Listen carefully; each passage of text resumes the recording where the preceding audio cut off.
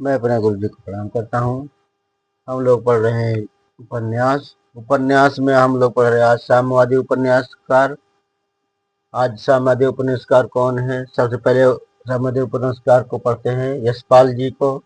यशपाल जी का जन्म 1903 ईस्वी में फिरोजपुर छावनी पंजाब में।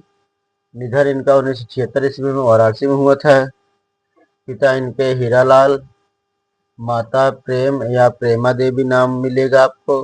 उपन्यास इनका दादा कामरेड 1941 ईस्वी में, देशद्रोही 1943 ईस्वी में, दिव्या 1945 ईस्वी में, पार्टी कामरेड 1946 ईस्वी में, मनुष्य के रूप 1949 ईस्वी में, अमिता 1956 ईस्वी में, झूठा सच ये 2 भागों में है। प्रथम भाग जो है वतन और देश के नाम से जाना जाता है, 1958 ईस्वी में ये प्रकाशित हुआ। दूसरा है देश और भविष्य 1957 ईस्वी में। आगे देखते हैं 12 घंटे 1962 ईस्वी में, अप्सरा का साप 1965 ईस्वी में, क्यों फंसे 1968 ईस्वी में, मेरी तेरी उसकी बात 1974 ईस्वी में। अब अगला साम्यवादी उपन्यासकार देखते हैं अमृतलाल नागर को, जिनका जन्म 1916 ईस्वी आगरा में हुआ और निधन 1990 ईस्वी में।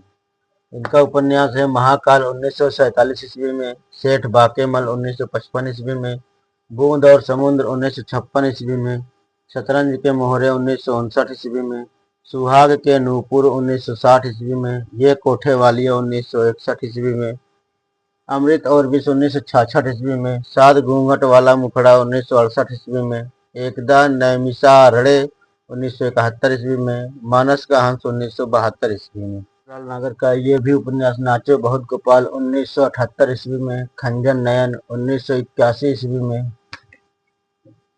ये मोस्ट है। बिखरे तिनके 1982 ईस्वी में, अग्निगर्मा 1983 ईस्वी में, बिखरे तिनके 1982 ईस्वी में है, अग्निगर्मा 1983 ईस्वी में, करवट 1985 ईस्वी में, पीढ़िया 1990 ईस्वी में। उपन्यासकार है भैरव प्रसाद गुप्त। इनका जन्म 1918 ईस्वी में सिवान कला बलिया उत्तर प्रदेश में हुआ है। निधन इनका 1995 ईस्वी में।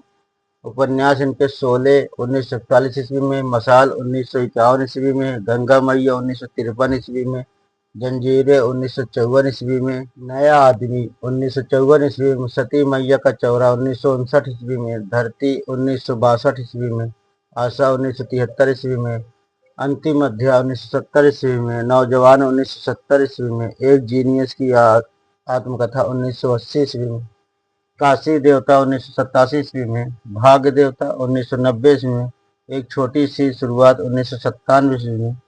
एक छोटी सी शुरुआत 1997 जो प्रकाशित हुआ, ये इनके निधन के बाद जो है प्रकाशित हुआ, क्योंकि इनका जो है निधन 1995 ईस्वी में ही हो गया था।